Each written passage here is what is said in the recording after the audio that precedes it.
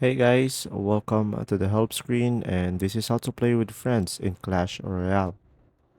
So guys, in order for you to invite your friend, you'll just simply click on this icon over here. But if you don't have this icon, you should play the game a little bit more because if you just download the game, you will not be able to have this feature. And guys, in order for you to play with your friends, just click on invite over here, invite friend. And after that, you will see here multiple options. You can either copy the link and send it to them, or you can just select a specific app in order to send it them directly. And from there, guys, when they click the link, they'll be able to download the game and they will be able to play together. And after that, guys, when you click on their profile, you'll be able to play with them.